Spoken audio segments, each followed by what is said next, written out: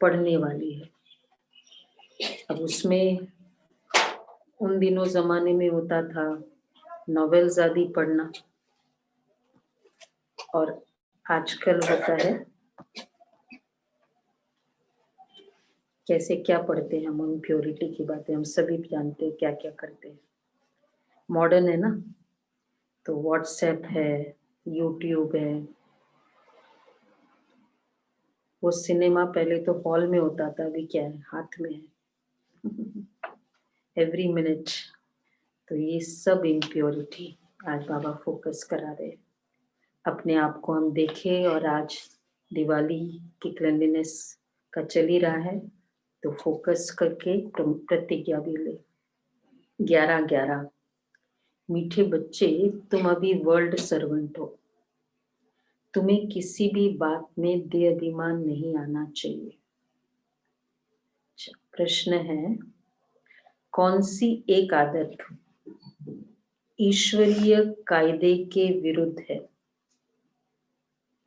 कौन सी एक आदत ईश्वरीय कार्य के विरुद्ध है, जिससे बहुत नुकसान होता है? ईश्वरीय कायदे के विरुद्ध है। वही काम विकार दीदी, उसका पूरा स्पेसिफाई करना होगा। सिनेमा, हाँ, क्रिमिनल दृष्टि।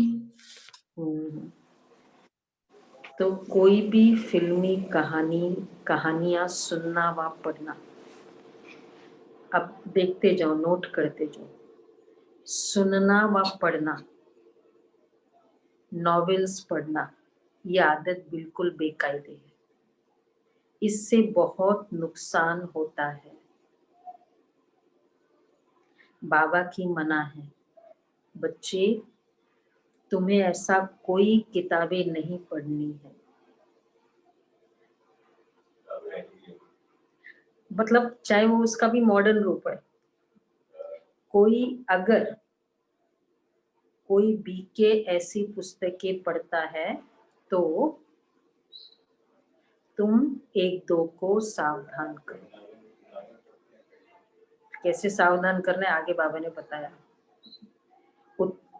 गीत है, मुखड़ा देख ले प्राणी। ओम शांति।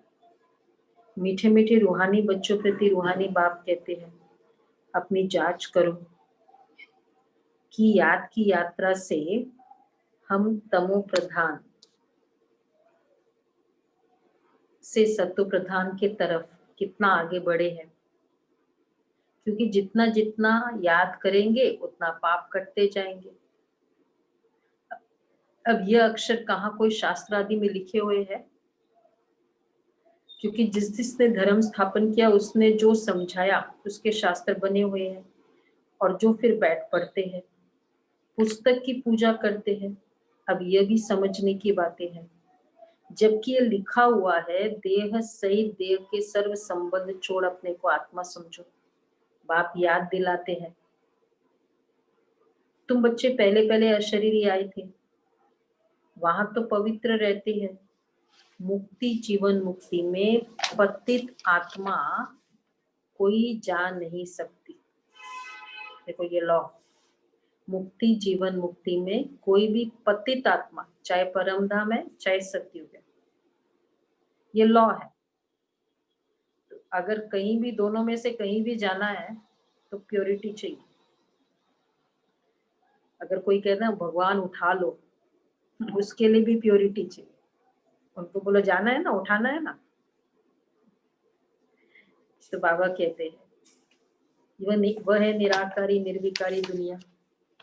क्यों बाबा कहते हैं प्योरिटी मस्ट है? अब जैसे मधुबन में क्यों ये कायदा कर दिया है कि प्योरिटी मस्ट है। अगर थोड़ी सी भी छूट दे दे बाबा, एक को भी छूट दे, हाँ भाई यहाँ ना ऐसे व्हाट्सएप में इस तरह गाने चला सकते हो। मधुबन में आपके कमरे में एक भाई हो,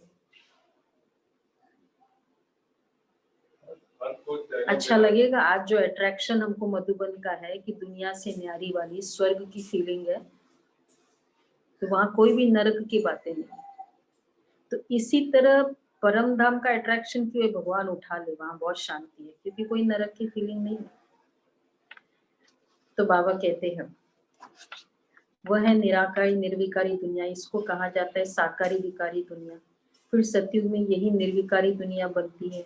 सतयुग में रहने वाले देवताओं की तो बहुत महिमा है।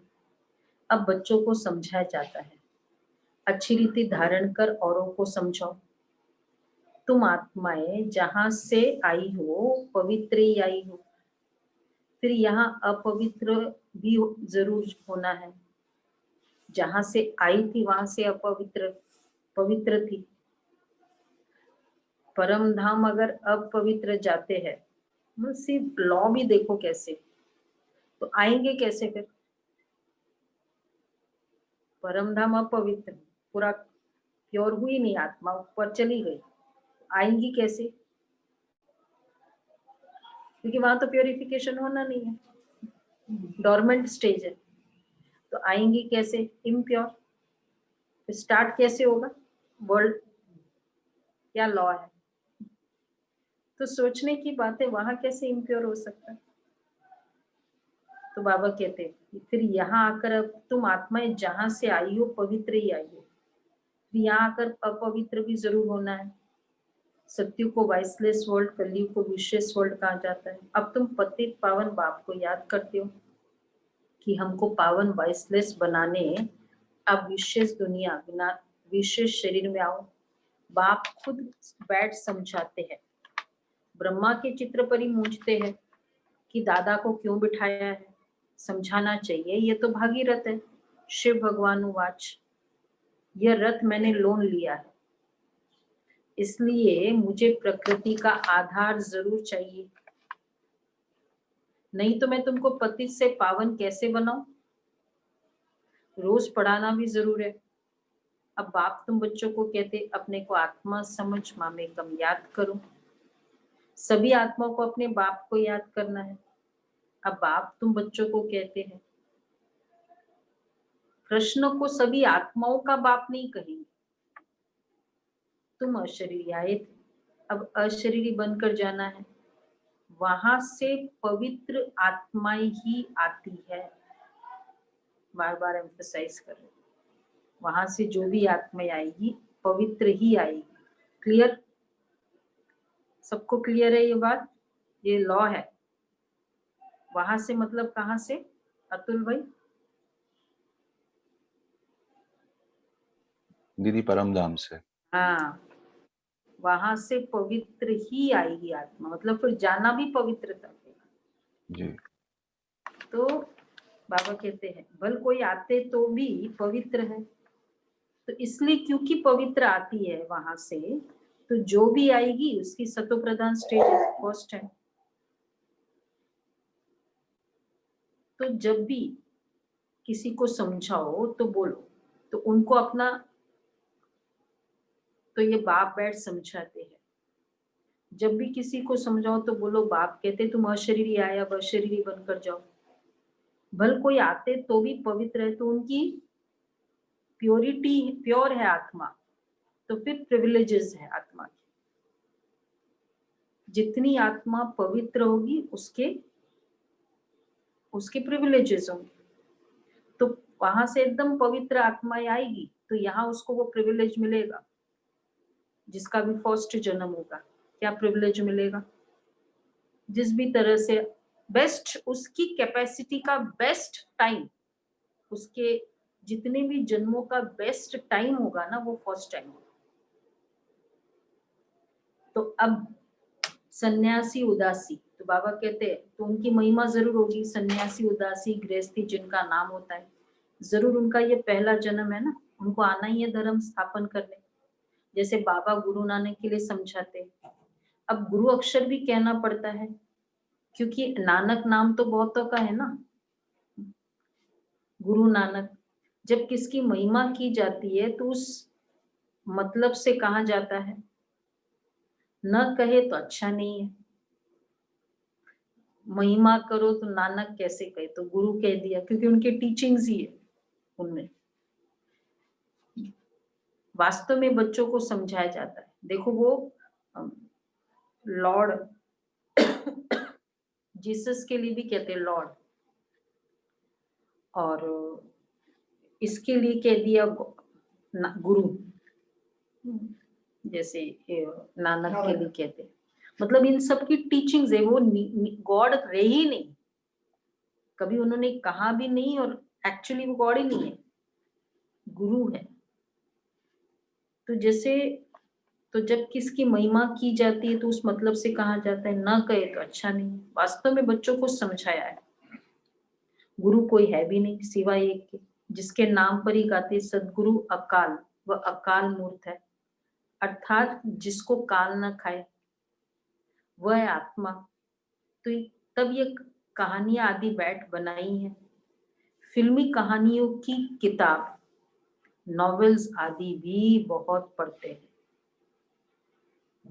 अब चाहे उसका मॉडर्न ले लो अपना, आप कहेंगे नॉवेल्स तो हम पढ़ते नहीं, मॉडर्न है, सब जानते हैं।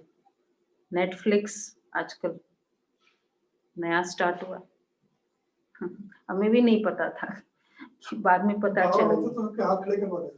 एक्चुअली हुआ क्या था कि ये पार्टी आती थी ना, तो मधुबन से, तो एक वो फिर रिसीव करने जाते हैं, तो जनरली ये किताबें कब पढ़ते हैं, ट्रेन में पढ़ते हैं, चाहे वो बीकेएस हो, ये वाली सब उन दिनों की। तो फिर वो ट्रेन में पढ़ते थे, तो फिर बाद में बकेट्स भी लेकर आते थे उस समय मधुबन में सब लोग अपना, तो उसने पढ़ते पढ़ते बकेट में डाल दी।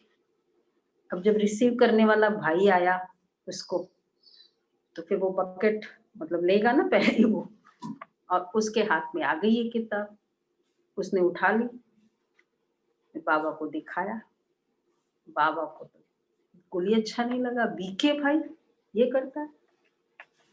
बाबा ने मुरली चलाई, देखो बाबा क्या कहते हैं, फिल्मी कहानियों की किताब, नॉवेल्स आदि भी बहुत पढ़ते हैं। बाबा बच्चों को खबरदार करते हैं, कभी भी कोई नॉवेल आदि नहीं पढ़ना है, कोई कोई की आदत होती है। यहाँ तो तुम सौभाग्यशाली बनते हो, कोई बीके भी नॉवेल्स पढ़ते हैं। इसलिए बाबा सब बच्चों को कहते हैं, कभी भी, यहाँ तो कोई है बीके ऑनलाइन या ऑफलाइन जो ये सब देखते हैं पढ़ते हैं, व्हाट्सएप, यूट्यूब, बाल्टी से ये तो वो तो मधुबन में पता चलेगा ना, इस तरह के। अब वो चाहे वो शॉर्ट हो या लॉन्ग हो, हम योग कर रहे हैं, अब चलो क्लास ही कर रहे हैं, एक ऐड आने दो बीच में, आप अच्छा खासा योग कर रहे हैं, आजकल वो आते हैं ना यूट्यूब में, कुछ ऐड आने दो, डिस्ट्रैक्ट होते हो या योग लगता रहता है, स्किप एड्स करते हो इमीडिएटली, मतलब कोई भी योग लगता है किसी का, ऐड देखते जाओ योग लगाते जाओ। तो कोई कहता है कि हमको तो कुछ फर्क नहीं पड़ता है, हम ये पढ़ते हैं या देखते हैं ना तो हमें कुछ नहीं फर्क पड़ता है, एक ऐड से हम डिस्ट्रैक्ट हो जाते हैं, 3 घंटे फिल्म देखो कोई डिस्ट्रैक्ट नहीं होगा। है कोई ऐसे महावीर जो बिल्कुल डिस्ट्रैक्ट नहीं होते, जो या तो फिर ऐड से भी डिस्ट्रैक्ट नहीं हो, आने दो ऐड, और योग लगता रहे, परम धाम में बैठे रहे, ऐड भी चलता रहे, असर पड़ता है। इसलिए ऑफलाइन ऑनलाइन जो भी सुन रहे हैं, आज से ये आदत बंद करो, बाबा ने कहा है। और फिर नहीं तो फिर ये कंप्लेन रहेगी ही कि मन बहुत भटकता है, भटकने वाली चीजें होगी तो होगा वैसा।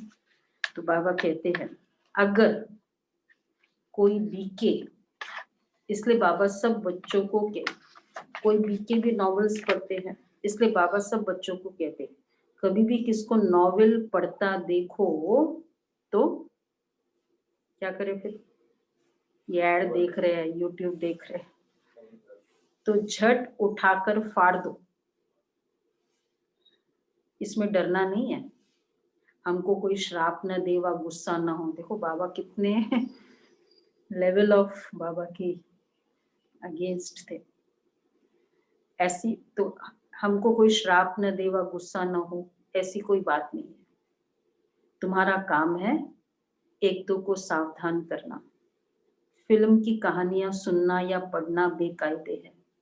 बेकायदे कोई चलन है तो झट रिपोर्ट करनी चाहिए, नहीं तो सुधरेंगे कैसे। अगर किसी का देखते हो बीके है तो बाबा कहते बताओ। कोई नहीं करता है ना। अगर एक दूसरे का पता भी चले तो भी देखो बता दो। हम कंप्लेन नहीं कर रहे, देखो शुभ भावना है इसमें कि ये ना ऐसे ऐसे करते हैं।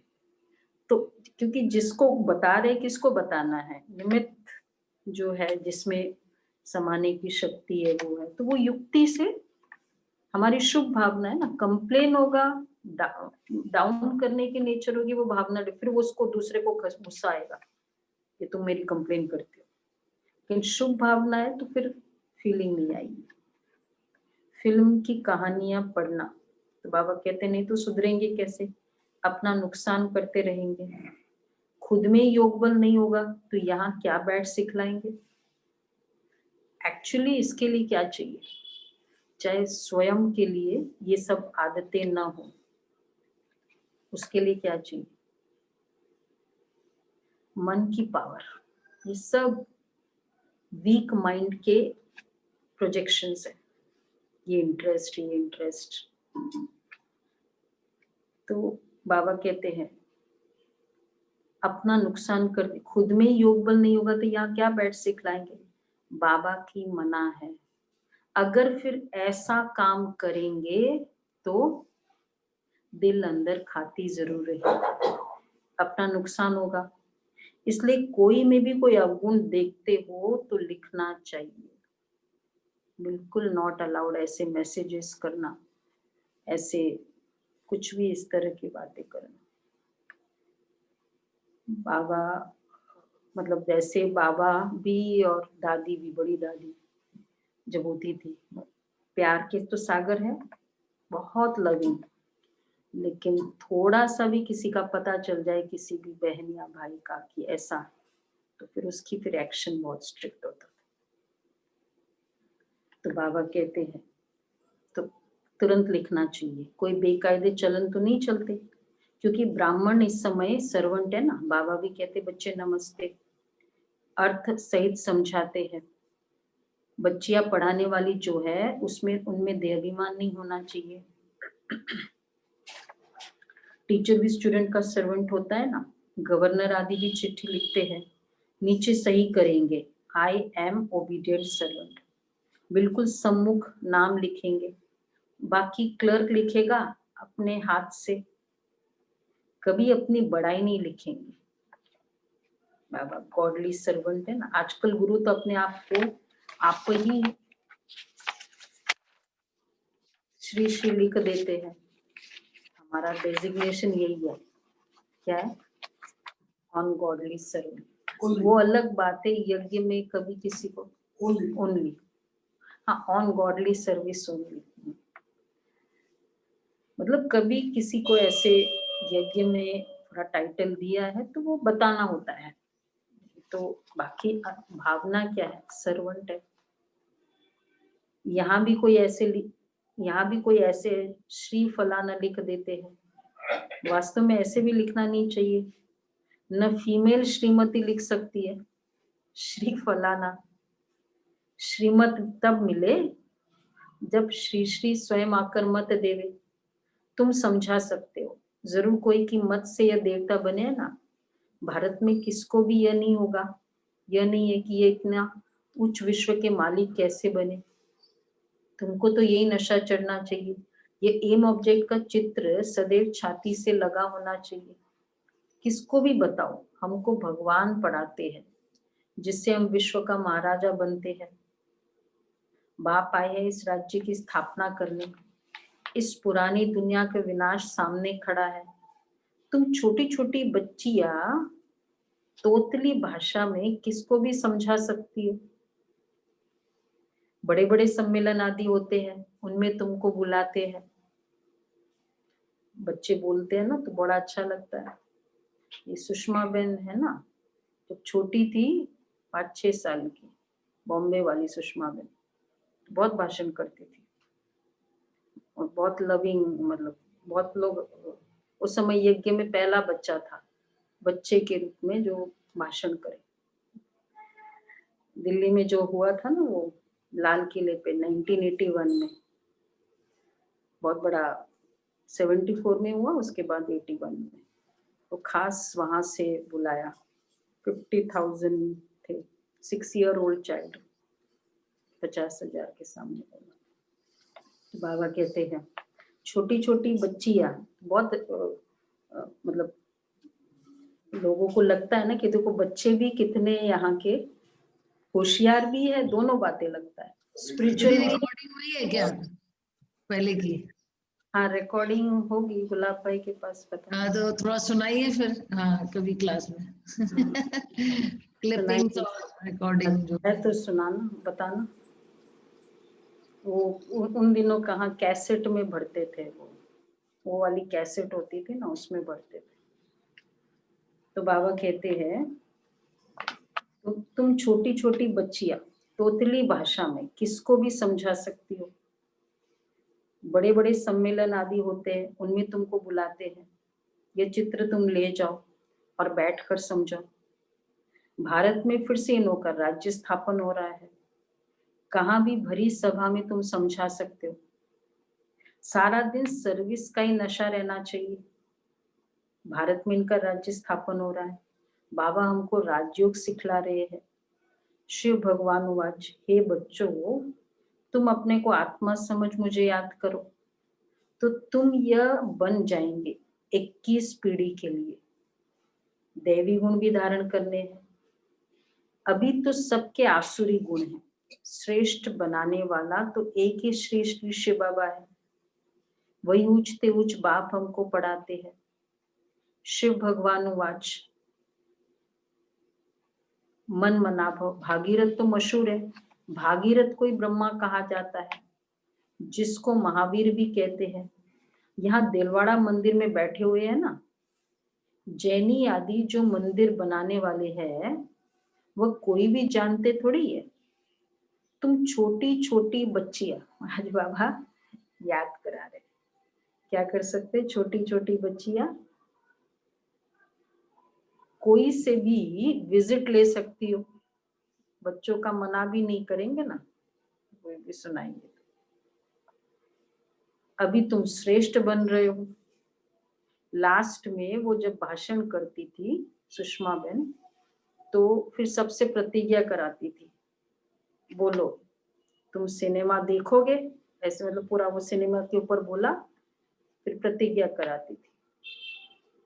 तो पूरा सुनने के बाद फिर तो सब हाथ खड़ा कर लेते थे लिखा ले, मतलब एग्री करते थे सब लोग। और फिर बाद में विजिटर्स बुक में फिर लिखते भी थे कि मैंने ये छोड़ा। मधुबन में भी बहुत भाषण होते थे। तो बाबा कहते हैं तुम छोटी छोटी बच्चियां कोई से भी विजिट ले सकती हो। अभी तुम बहुत श्रेष्ठ बन रहे हो। ये भारत की एम ऑब्जेक्ट है ना, कितना नशा चढ़ना चाहिए। यहाँ बाबा अच्छी रीति नशा चढ़ाते हैं। सब कहते हैं हम तो लक्ष्मी नारायण बनेंगे। राम सीता बनने के लिए कोई हाथ ही नहीं उठाते। है कोई का हाथ? खाली है। इलेक्शन भी लड़ने की जरूरत नहीं है। राम सीता का पद वैसे भी मिल जाएगा, बिना इलेक्शन लड़े मिल जाएगा वो।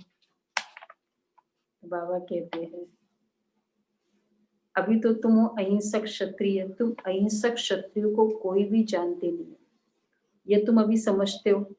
गीता में भी अक्षर है, मन मना भव, अपने को आत्मा समझो। ये तो समझने की बात है ना, और कोई भी समझ नहीं सकते। बाप बैठ बच्चों को शिक्षा देते हैं, बच्चे आत्माभिमानी बनो। ये आदत तुम्हारी फिर 21 जन्म के लिए चलती है। तुमको शिक्षा मिलती है 21 जन्मों के लिए। बाबा घड़ी घड़ी मूल बात समझाते हैं। अपने को आत्मा समझकर बैठो। परमात्मा बाप हम आत्माओं को बैठ समझाते हैं। तुम घड़ी घड़ी देवाभिमान में आ जाते हो, फिर घर बार आदि याद आ जाता है। ये होता है भक्ति मार्ग में भी। भक्ति करते करते बुद्धि और तरफ चली जाती है। एक टिक सिर्फ नौधा भक्ति वाले ही बैठ सकते हैं, जिसको तीव्र भक्ति कहा जाता है। एकदम लवलीन हो जाते, बैठते इमर्स्ड हो जाते। तुम जैसे याद में बैठते हो, मतलब वो इमर्स्ड हो जाते, भूल खो जाते हैं, भजन गाते। तीव्र भक्ति होती है। नौधा वो 9 टाइप्स के फीलिंग्स है, सख्य भाव, स्वामी भाव, ऐसे करके। लेकिन वो इंटेंस फीलिंग्स नौधा भक्ति, जैसे डीप एक बाप दूसरा ना कोई होता है ना, वैसा वाला इसको कहेंगे। तो बाबा कहते हैं ये आदत पड़ जाएगी तो तुम वो एकदम अवलवलीन हो जाते हैं। तुम जैसे याद में बैठते हो तो कोई समय एकदम अशरीरी बन जाते हैं। जो अच्छे बच्चे होंगे वही ऐसी अवस्था में बैठेंगे। ऐसी वाली में अशरीरी। देह का भान निकल जाएगा, अशरीरी हो उस मस्ती में बैठे रहेंगे। ये आदत पड़ जाएगा। सन्यासी तत्वज्ञानी व ब्रह्म ज्ञानी वह कहते हम लीन हो जाएंगे, ये पुराना शरीर छोड़ ब्रह्म तत्व में लीन हो जाएंगे। सबका अपना अपना धर्म है ना, कोई भी दूसरे धर्म को नहीं मानते हैं। आदि सनातन देवी देवता धर्म वाले भी तमो प्रधान बन गए हैं। गीता का भगवान कब आया था, गीता का युग कब था, कोई भी नहीं जानते।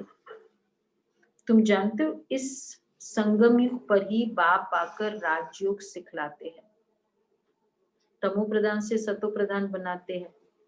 भारत की ही बात है, अनेक धर्म भी थे जरूर, गायन है ना, एक धर्म की स्थापना, फेमस गीता का श्लोक।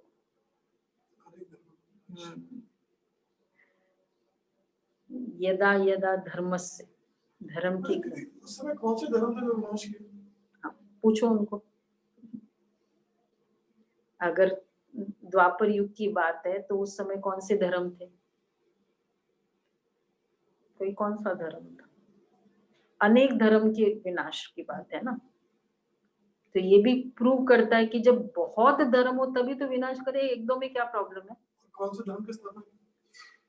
हाँ, तो फिर एक धर्म की स्थापना होती है।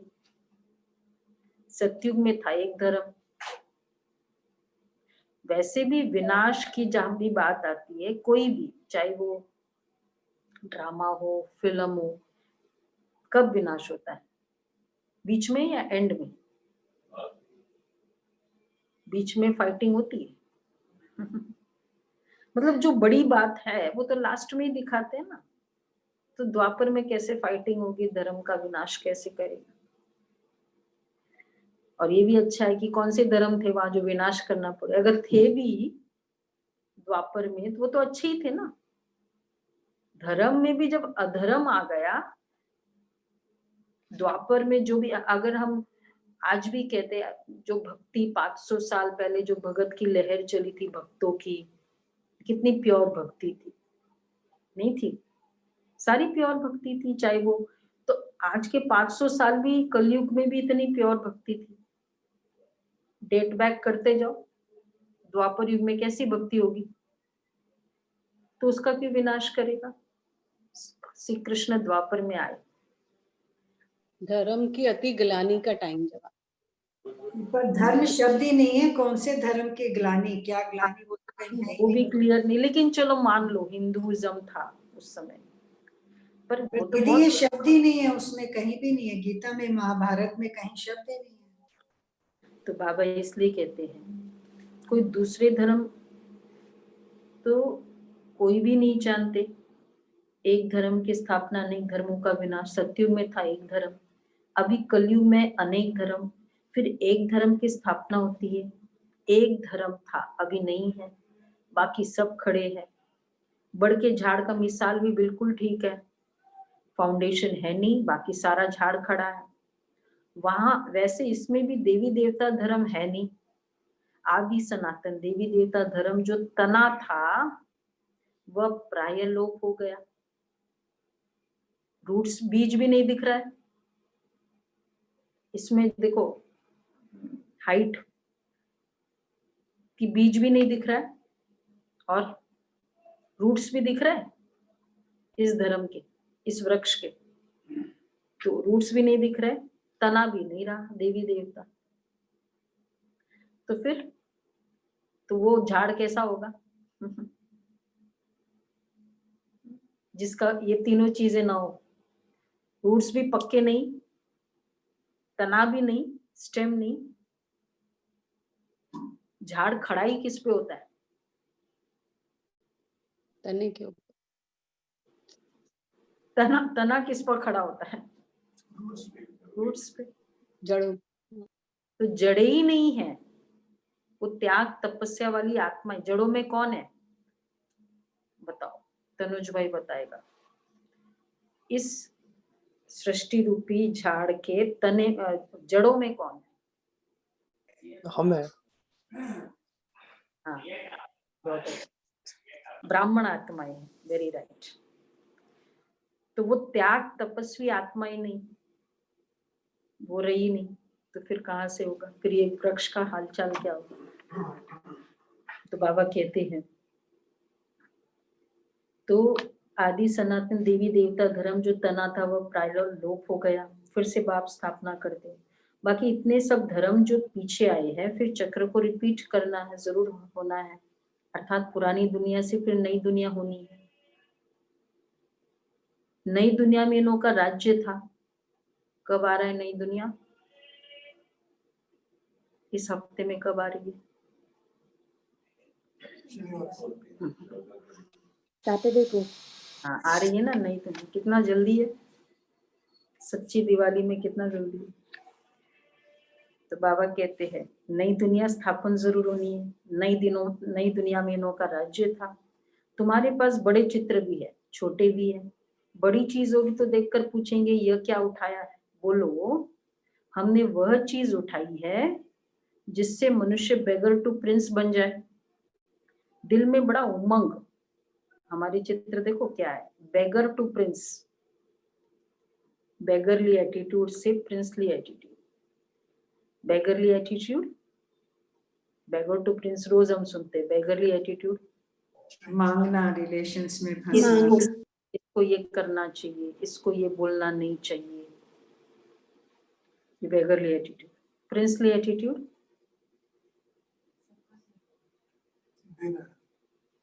देने वाले। संपन्न, देने वाले। कल का पुरुषार्थ अगर किया होगा तो क्या था? Princely attitude. मुझे वो बनना है, शांति का मास्टर, शांति का सागर। ये प्रिंसली एटीट्यूड। तो अपना नशा, ये वो फीलिंग में रहना। तो बेगर टू प्रिंस, दिल में बड़ा उमंग, बड़ी खुशी रहनी चाहिए। हम आत्माएं भगवान के बच्चे हैं, आत्माओं को भगवान पढ़ाते हैं। बाबा हमको नैनों पर बिठाए ले जाएंगे। इस छीछी दुनिया में तो हमको रहना नहीं है। आगे चल त्राही त्राही करेंगे, बात मत पूछो। करोड़ों मनुष्य मरते हैं, यह तो तुम बच्चों की बुद्धि में है। हम इन आंखों से जो देखते हैं यह कुछ भी रहना नहीं है। यहाँ तो मनुष्य एक कांटो मिसल है, सत्युग के फूलों का बगीचा। फिर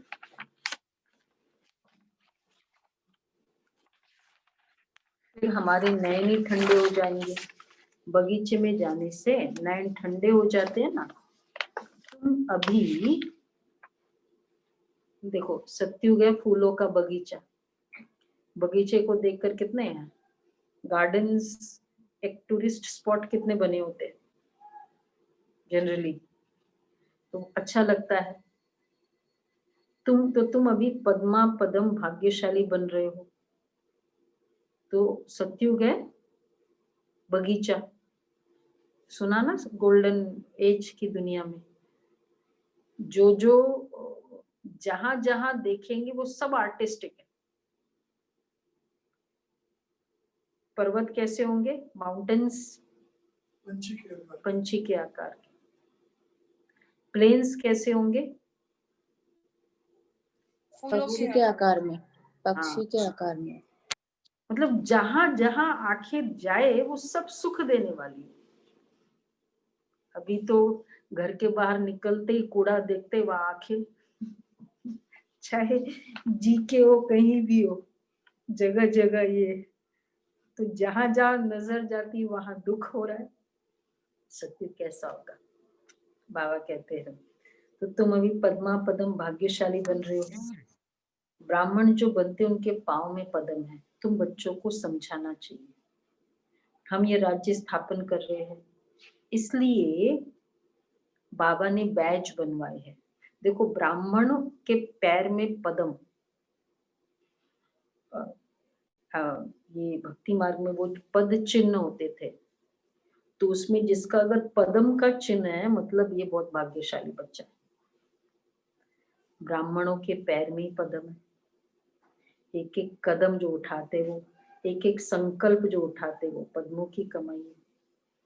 तो बच्चों को समझाना चाहिए हम ये राज्य स्थापन कर रहे हैं, इसलिए बाबा ने बैज बनवाए हैं। सफेद साड़ी पहनी हुई हो और फिर बैज लगा हो, फिर क्या हो जाता है? इससे स्वतः ही सेवा होती रहेगी। ये होती है ना अपने आप, ओनली सफेद ड्रेस नहीं। इसलिए कितने भी जब भी काम कुछ करने होते ना कहीं से भी किसी से, तो वो भाई बहन यही कहते कि आप आ जाओ, वाइट ड्रेस हो, वाइट साड़ी हो और बैच हो, वो उसका लुक ही उसको थोड़ा झुका देता है। कहाँ कितनी सारी बातें मुझे याद नहीं आई कि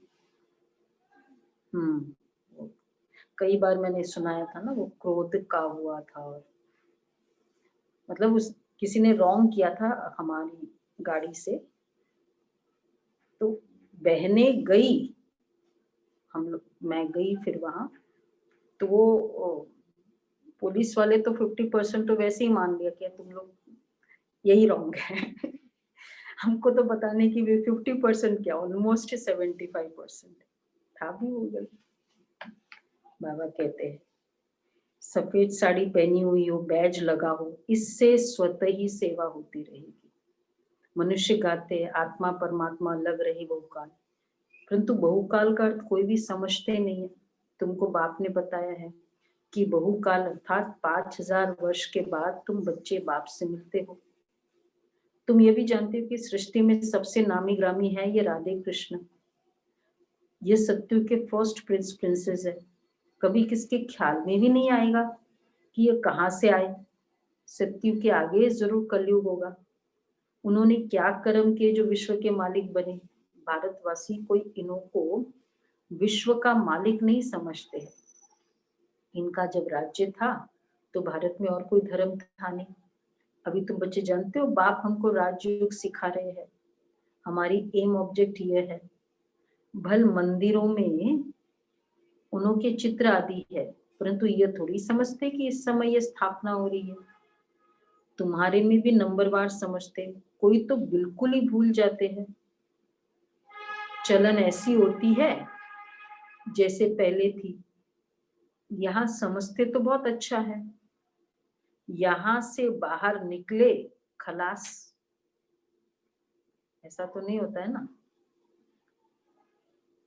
यहाँ से बाहर निकले खलास। सर्विस का शौक रहना चाहिए। सबको ये पैगाम देने की युक्ति रचो। देखो आज बहुत अच्छा वरदान है। बाबा कहते सर्विस का शौक होना चाहिए, उमंग उत्साह सेवा के लिए। सबको ये पैगाम देने की युक्ति रचे।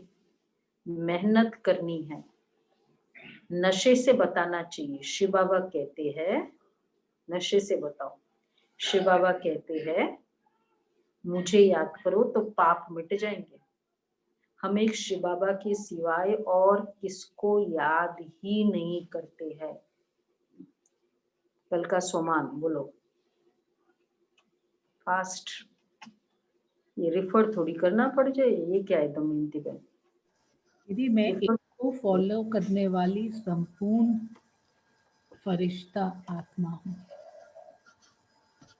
सच्चे फरिश्ता, एक बाप को फॉलो करने वाले। तो बाबा कहते हैं हम उनको नशे से बोलो, हम एक शिव बाबा के सिवाय और किसको याद ही नहीं करते।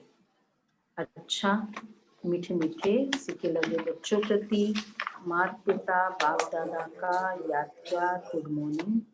रूहानी बाप की रूहानी बच्चों को नमस्ते। नमस्ते। हम रूहानी बच्चों की रूहानी बाप दादा को नमस्ते। Good morning. Good morning. Thank you Baba. Thank you. Thank you. अच्छा, धारणा के लिए सार है, एम ऑब्जेक्ट का चित्र सदा साथ रखना है सबके पास छोटा सा एम ऑब्जेक्ट का चित्र? बैच में भी है ना दीदी? हाँ, इस बार भैया दूज का जो ब्लेसिंग कार्ड होगा ना वो स्पेशल होगा। तो बाबा कहते एम ऑब्जेक्ट का चित्र सदा साथ रखना, नशा रहे कि अभी हम श्रीमत पर विश्व का मालिक बन रहे हैं। हम ऐसे फूलों के बगीचे में जाते हैं, ऐसे फूलों के बगीचे में जाते हैं जहां हमारे नयन ही शीतल हो जाएंगे।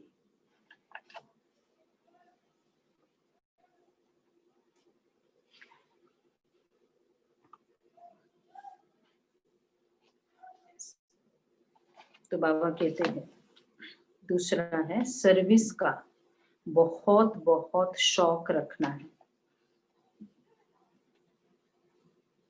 सर्विस का बहुत बहुत शौक रखना है, बड़े दिल व उमंग से बड़े बड़े चित्रों पर सर्विस करनी है। बड़े दिल व उमंग से बड़े बड़े चित्रों पर सर्विस करनी है। बेगर टू प्रिंस बनाना है, बेगर टू प्रिंस बनाना है। वरदान है यज्ञ सेवा द्वारा सर्व प्राप्तियों का प्रसाद प्राप्त करने वाले ऑलराउंड सेवाधारी भव।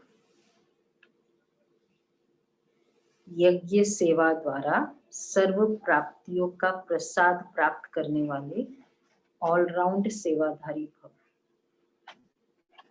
संगम युग पर ऑलराउंड सेवा का चांस मिलना, यह भी ड्रामा में एक लिफ्ट है। जो प्यार से यज्ञ की ऑलराउंड सेवा करते हैं उन्हें सर्व प्राप्तियों का प्रसाद स्वतः प्राप्त हो जाता है। वे निर्विघ्न रहते हैं। देखो ऑलराउंड सेवाधारी, फर्स्ट प्यार से यज्ञ सेवा। यज्ञ सेवा बाबा किसे कहते हैं? यज्ञ सेवा 6 तरह की है ना, मतलब चाहे तन से सेवा करनी हो, चाहे मन से, चाहे धन से, मतलब चाहे वाचा से, यज्ञ सेवा होनी चाहिए। हाथ भी सेवा करें हमारी कर्मणा, तो वे निर्विघ्न रहते हैं। एक बारी सेवा की और 1000 बार सेवा का फल प्राप्त हो गया। हड्डी सेवा भी, उसको भी यज्ञ सेवा। सदा स्थूल और सूक्ष्म लंगर लगा रहे, किसी को भी संतुष्ट करना, यज्ञ सेवा। किसी को भी संतुष्ट करना ये सबसे बड़ी सेवा है, ठीक है। और मेहमान निवाजी करना, ये क्या है? ये सबसे बड़ा भाग्य है। जिसके घर में बहुत मेहमान आते, बहुत भाग्यशाली है। ऐसा नहीं क्या है, क्या टाइम कैसे आ जाते हैं। तो ये यज्ञ सेवा करना, तो यज्ञ सेवा मतलब इतनी फीलिंग, एक्चुअली ऑलराउंड सेवा ना। मनोहर दादी को बाबा कहते थे आलू मिनिस्टर, आलू पर्सनैलिटी। हर एक चीज में होता है। तो मतलब सब जगह क्लास कराने में होशियार, फिर क्लास के बाद फिर सब्जी की सेवा सबको भेजते थे। हम सब पार्टी में जाते थे, सब्जी की सेवा। एक फोटो भी है पूरा, सब्जी की सेवा कर रहे, दादी भी बैठी है। तो वो भी सेवा, हर सेवा में, क्योंकि आलू सब में मिक्स हो जाता है ना, तो वैसी सेवा। ये मेहमान नवाजी का काम है। तो मतलब ये भी एक सेवा है ना। कई आते हैं सेंटर पे, आते क्या है इस समय आ गए, ये भी बहुत बड़ा भाग्य है। मधुबन में कितने आते हैं मेहमान? तो भाग सेवा की फीलिंग होनी चाहिए। लंगर भी और मेहमान नवाजी। तो ये स्थूल सूक्ष्म सेवा करो, कोई भी सेवा हो दिल से करना।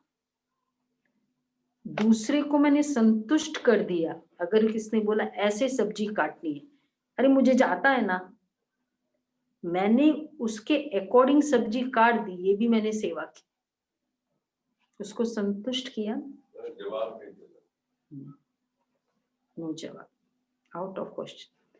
ऑलराउंड सेवा का बाबा ने देखो कितना अच्छा कहा कि उन्हें सर्व प्राप्तियों का प्रसाद, तो उसको सुख भी है, शांति भी है, स्नेह भी मिलेगा, प्रसाद ऑटोमेटिक मिलेगा। आलू बड़े बड़े। और दीदी किसी का स्टेटस देख के उसे सेवा न बताना, वो क्या है? नहीं, बाहरी वो नहीं, status। स्टेटस की बात नहीं है। मतलब वो भी बाबा कहते हैं किसी, वो भी समझना होता है, लेकिन भावना करने वालों की भावना ये होती है, करनी होती है। बाकी हम तो ऐसा थोड़ी है कि अगर उसका भावना नहीं है तो फिर कैसे हो सकता है? वो फिर दे अभिमान होगा तो नहीं करेगा ना। फिर हमारा और विक्रम होगा, उसको बोला और उसने मना किया, हमने उसका विक्रम बनाने के निमित्त बने, तो ये भी देखना है। वो तो पता चल ही जाता है ना कि किसका क्या एटीट्यूड है, हाँ, किसका एटीट्यूड है। हाँ, कोई कहते हैं हाँ जी, मतलब नहीं ऐसे मतलब पोजीशन ऐसी है, लेकिन सेवा करने के लिए उनके हाँ जी में भी उसका भाग्य है, वो सेवा का फल मिल गया। चाहे वो बाद में नहीं कर पाए या बहनों ने नहीं दिया, आपने तो हाँ जी कर ली ना, ये वाला भाग्य होता है सेवा का। मौका दे रहे हो, पहले आप कर दो, बाद में नहीं, वो तो फिर एटीट्यूड ही डिफरेंट है, वो कोई एटीट्यूड। सही कह रहे हो, मतलब करना है तो करना है, मन से करना है। हाँ, आलू बनना चाहिए। और वैसे भी जब हम हाँ बोलते हैं तो कैसे ना कैसे करके उस सिचुएशन वैसी बनी जाती है कि हम वहाँ पे हाजिर हो ही जाएं। बहुत अच्छी बात। आदमी बाउंड हो जाता है। नहीं, वो फिर वैसी परिस्थिति बन जाती है कि आप हम मन में ना सोचना था, परिस्थिति ऐसी बन जाएगी कि वो है। हो जाएगा। हाँ करो, सिर्फ हाँ करो, हाँ जी करो। आदमी का सुविधा नहीं है। स्लोगन है, तो आज का स्वमान रहेगा, मैं यज्ञ सेवा का प्रसाद खाने वाली, यज्ञ सेवा से प्रसाद प्राप्त करने वाली ऑलराउंड सेवाधारी।